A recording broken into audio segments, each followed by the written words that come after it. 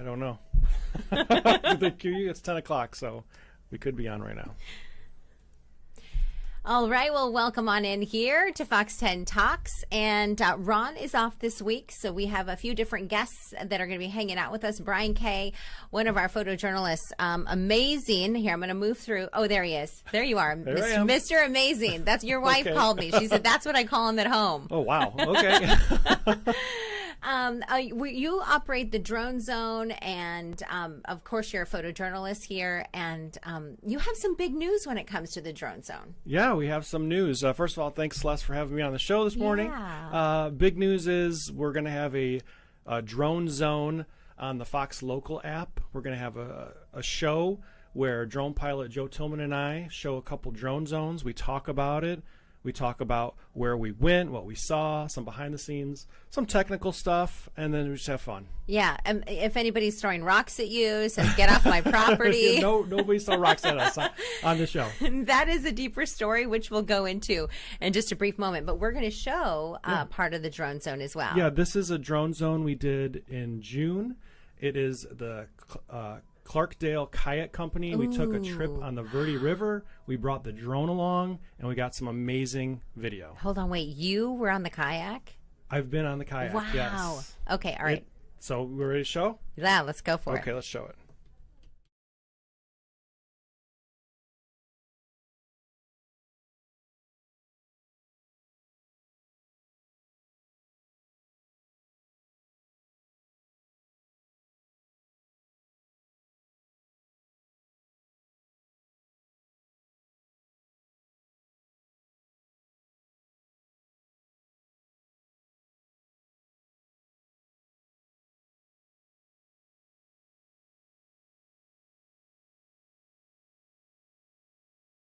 You just show up.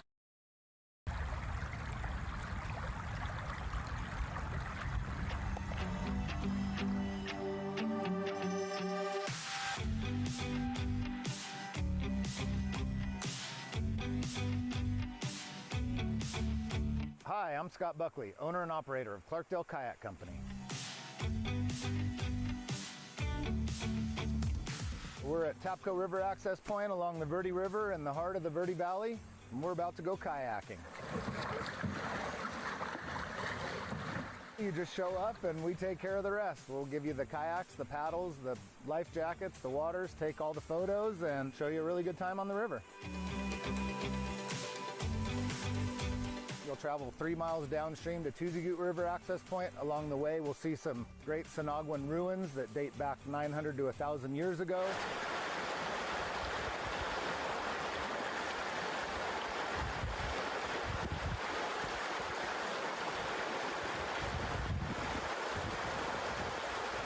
We'll run a series of Class 1 to Class 2 rapids. You'll float through a lot of tranquil pools, see a lot of area that doesn't look like the rest of Arizona down here along the river in this riparian area.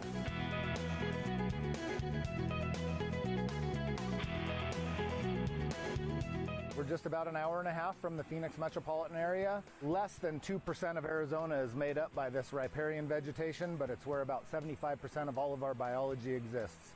So a very different area than the deserts of Arizona. We see lots of different birds. We have migratory birds that summer here, lots of different wildflowers. You can see we've got a pretty good bloom right now. We see javelina, we see deer, we've seen coyotes.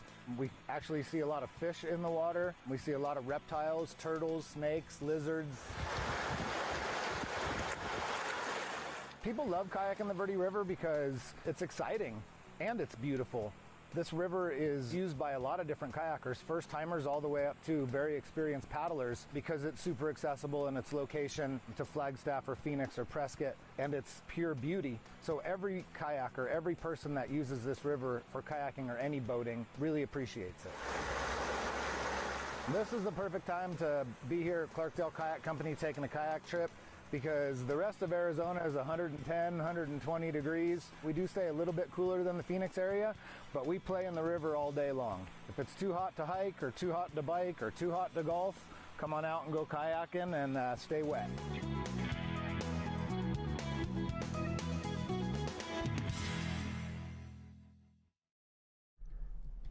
That's amazing. Yeah. Yeah, it's that a was beautiful incredible. place.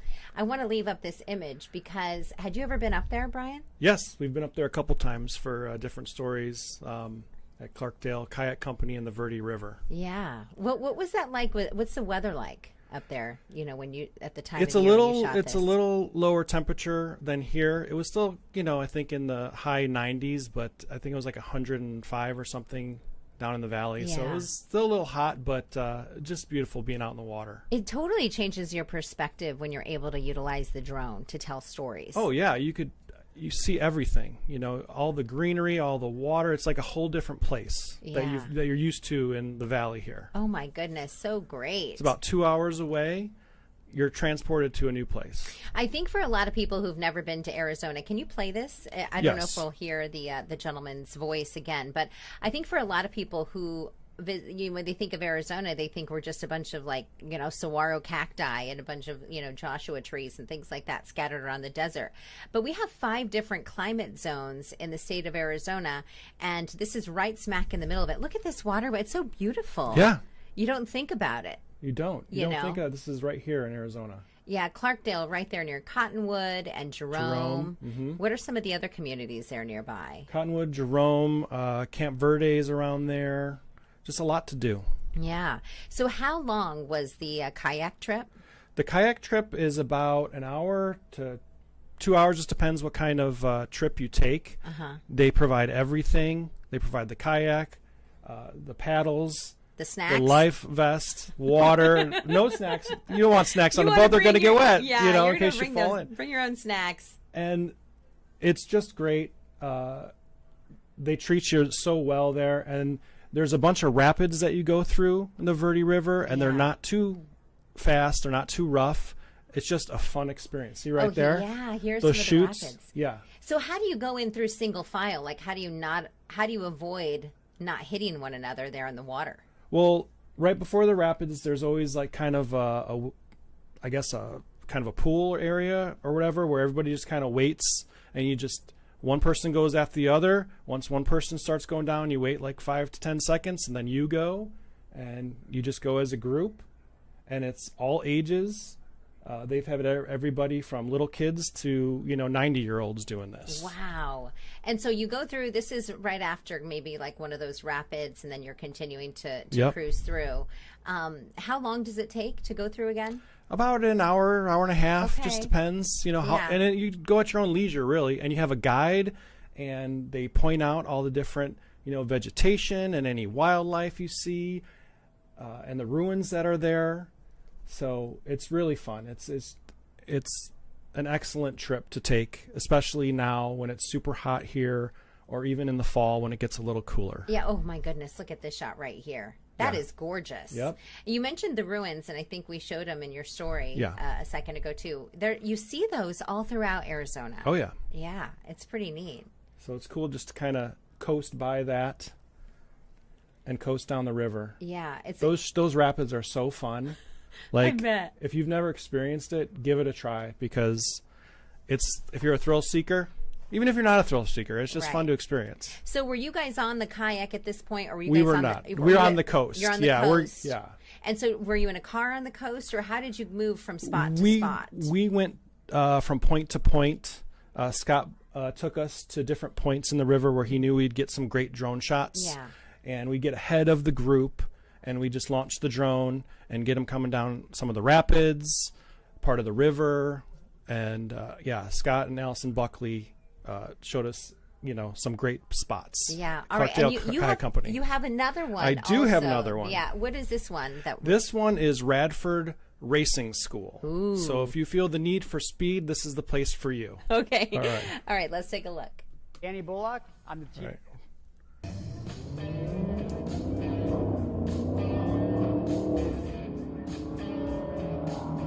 Hi, my name is Danny Bullock. I'm the chief instructor here at the Radford Racing School.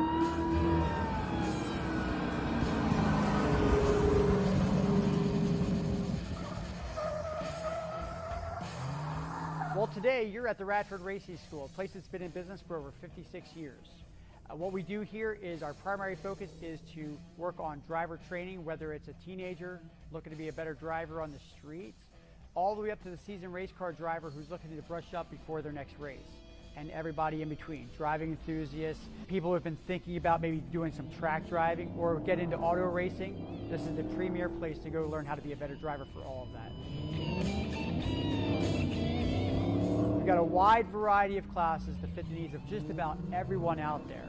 We've got the Teenage Defensive Driving course. We've got the GT Road Racing class. We've got our High Performance Driving class. We have an executive protection program for those that are in the security industry. We teach them how to drive in a more strategic manner. In that class, we teach drivers how to do the pit maneuver, how to do reverse 180s. We also train a lot of military and police personnel as well in that class. Arizona is a great place to live. We have sun for 360 days out of the year. But you know, there are times in the summertime during monsoon season and even in the wintertime where you have some storms roll through where the weather can change pretty rapidly.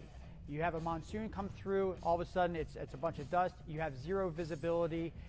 People don't know how to respond in those situations. And coming here will help give them the confidence to work in these different environments that we are faced with in driving in today's traffic in Arizona.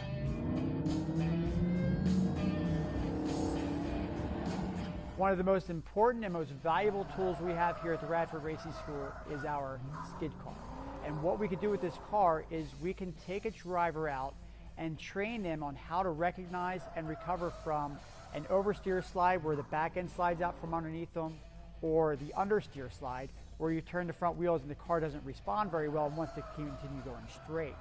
When you look at this car, it's kind of wonky looking. It's got these big, almost training wheel looking things on the outside of it. And people ask all the time, oh, are those there to keep the car from flipping over? They're actually there to help raise the back end or the front end off the ground a little bit to reduce that grip and make it feel like and to simulate what it feels like driving in snow or in rain.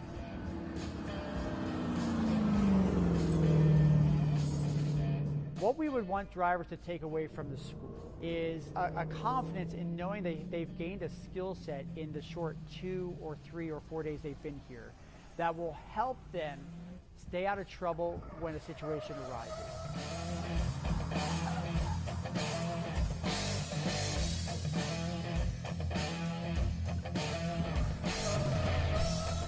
That is awesome. Yeah. Yeah. Are you a speed demon? It depends on who you ask. All right. You know, I mean, I'm safe. I got my kids in tow. Of but course. sometimes, you know, you got to get to where you got to go. Oh, yeah. I got it. You know what I mean? I got it. Yeah. I got Safely. it. But Safely. you could go to Radford and get some, some tips on how to be a safe driver there. Yeah. Or if you're a racer and want to get ready for a race, that's the place for you. Well, that skid car. Yeah, I said, wow, look at that thing. It was like a car with training wheels. Right. That's what it looks like.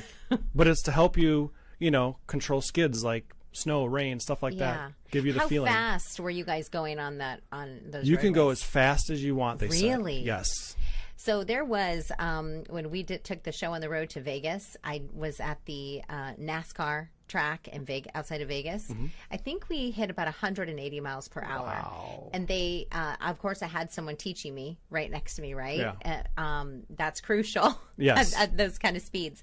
But it is an art form. Like you realize once you were there, like where you were, at the school of driving, that you're an athlete when you're in there, and there's a way to do it safely. Yep. That's how they learn. And that's how they teach you. Yeah. You're controlling that vehicle and you're going at high speeds. You got to know how to control it. So so do you use that on the 202 Santan now or the 101?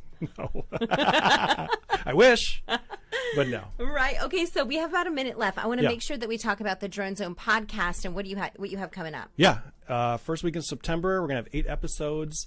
We're going to talk about the drone zones we shot in the past. We're going to we have episodes about Sedona, some off-road stuff we've done, and have some fun with it. Oh, that's awesome. It's you and Joe Tillman. Yep. Both are going to be doing it. We're both doing it. Don't you love it? Don't you love doing drone zones? It gives you such a different perspective. Yeah, we go all over the state and shoot so many different things, from state parks to like the racing and the kayaking. Cool houses. Cool houses, yes. Yeah, BK does a great job with Cool House. Yeah. Always jumping in, buddy, when I need somebody. You're like, hey, you're volunteering. Thank you. You're welcome. Thank you. Thanks for joining me today, by the way. Thank you BK, for inviting me. All right.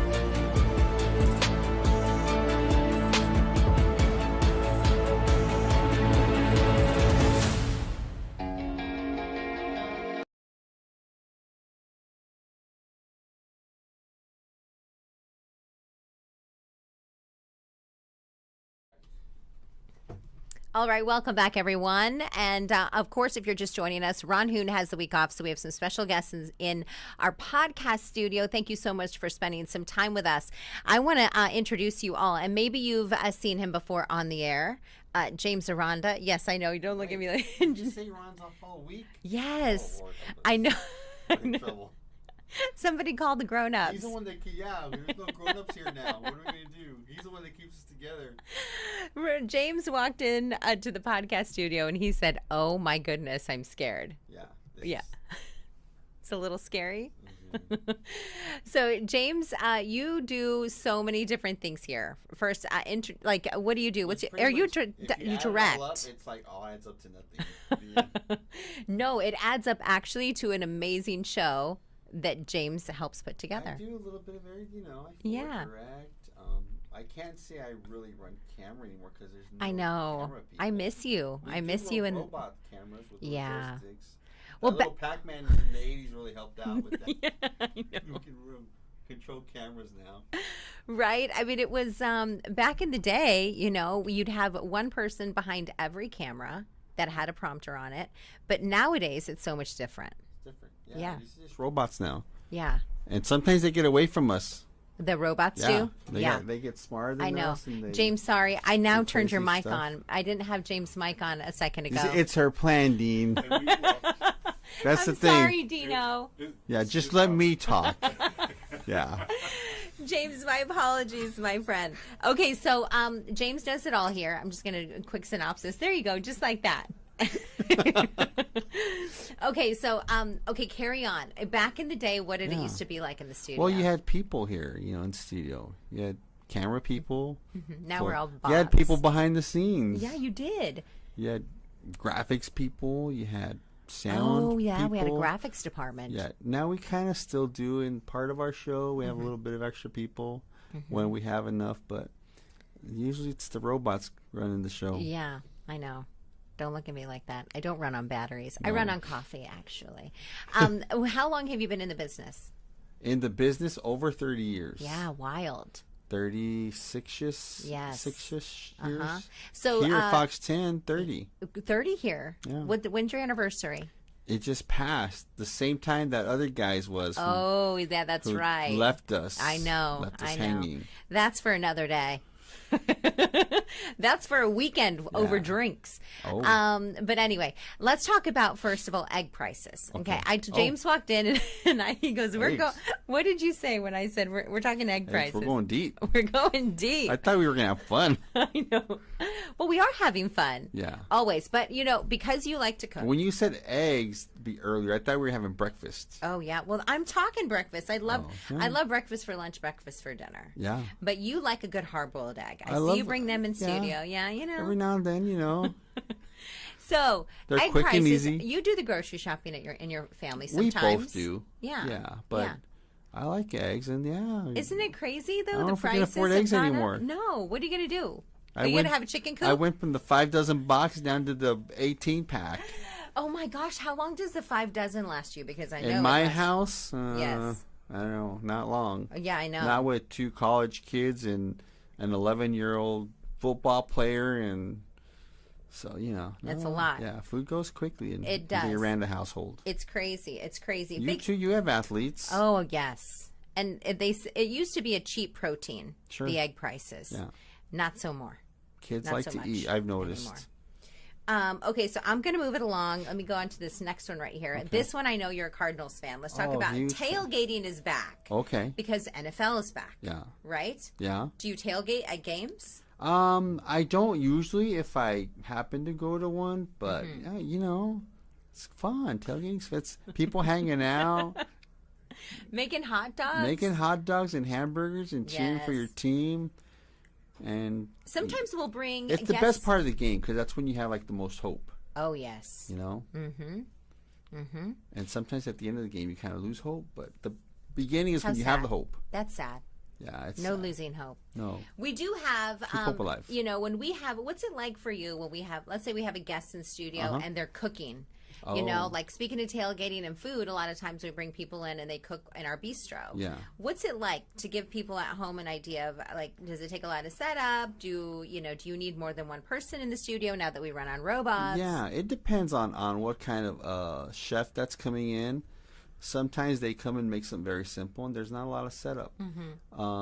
Sometimes we get, I don't want to name people, but we have our favorites. Yeah, we do. Yeah, there's some good people out there. They know what they're doing. And they bring a really nice setup, and they decorate really nice, and they even bring a little extra on the side for the crew, which is always nice. Yeah, they feed the crew after. They remember the leftovers. little people. So that's good. You're not a little person. I mean, what so many of you guys see, even in this podcast room, because I have a little mixer here that I have to press the buttons. My apologies in advance. Celeste is in control. Yeah, that's why James' mic wasn't working in the beginning. Yes.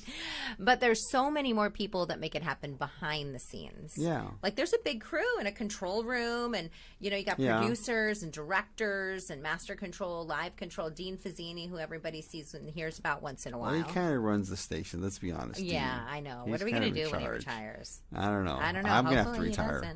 You better not. Yeah, if he's gone, what am I going to do? Is this where you're making the announcement on the Fox 10 Talks? I have an announcement to make. No. Does your wife know? No. I bet she's like, I'm not going anywhere. No, yet. Please do not say that. No, we're not going anywhere right now. Speaking of some of those chefs that we have in studio, there's a few times we've had teppanyaki. Oh. The big grills. Yeah. I'm talking about that you go to the restaurants and they cook everything in front of you. Yeah. And they have steam, the smoke big flying and flames. I think I was running camera one time. Yes. And they went poof. We kind of did a whoa, that was close. That's what happened. But yeah, that's what that was kind of my hair. It kind of singed. Yeah, that's what happened. I know. The business is crazy though, right? Oh, I almost burnt down the set. You did kitchen not. Yeah. Well, didn't you find it, or was it somebody else? What was it? Well, okay. Oh, yes. We have the cooktop. We have this cooktop, and then we have a countertop, depending on what the chef needs that day. That goes on top of the cooktop. Yeah, it's just four cookers or like an electric stove. Electric stove, and then we have. If you're not going to use that, we can make it all one counter, and you can build your whatever you're going to build there. Yes.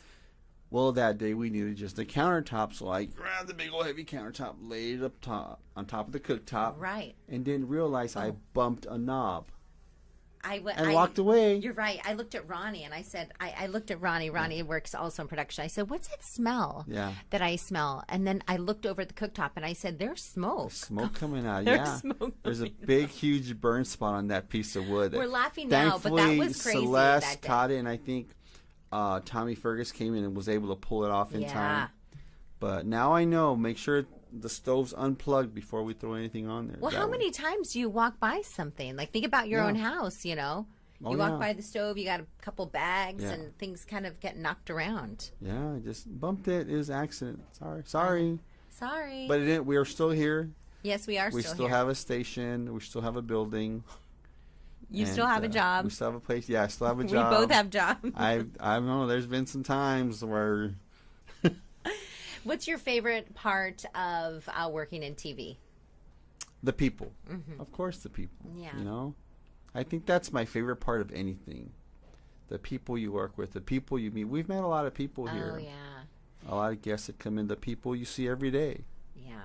So in this room, actually, this podcast room used to be our green room a long time ago. Yeah, Remember that? that's Long time ago, the green room. And so in this spot, we had a few chairs set up, and this is where we would have famous comedians and celebrities and musicians, athletes. Larry Fitzgerald. They sat in this room. Waiting to go on the air with us, and then of course then we were like, okay, sorry, this is the podcast room now. Yeah. So now they have to sit way over there. On the other side of the building. But it's a nicer green room It's a nicer green room, but now you got to go farther to get them. And you have to leave. We don't have the people we used to have before. Yeah. So. One of these days we'll have a robot to go retrieve them. Oh, that would be good. Right? Yeah, they like go in this little cart. Yes. Like a Uber, like that don't have a driver. The Waymos. Yeah, like a Waymo. Yes. So we're full of Waymos We'll send in a little Arizona. mini Waymo that way. They'll jump in and then it'll bring them back. What a great idea. There we go. Like a little kitty Waymo. Yeah. I think you're right, though. Anytime someone leaves Fox 10, anytime they say, like if they're retiring or something, they say, I miss the people. Yeah. The people within the building. And I think that is really the substance, right, of the workplace. Oh, sure. And I think that's like a lot of jobs. You spend a lot of time, sometimes more than even your own family with these people. Yes. And so you become like a family. Hopefully you like the people you work with, because if not, you're Why'd you make that face? I mean, in general, not here, just in your workplace, wherever you work. Oh, absolutely. It doesn't matter. Wherever. Yeah. Yes. Because you spend more time with them than you do your spouse. So kids out there, if you're going to do something for a living, make sure it's something you like. Oh, yeah. And make sure you like people. And you always hear people say that if you want to succeed, you do something that you're passionate about. Oh, yeah. You do something you're passionate about, and then eventually, hopefully, you make enough money to make a living, whether it's artwork or whatever. I interviewed this one restaurateur. To buy eggs. Thank you. Thank you for bringing it full circle, James. Oh, yeah. I spoke with this restaurateur one time because I do a number of like stories and things with restaurants and chefs. Yeah.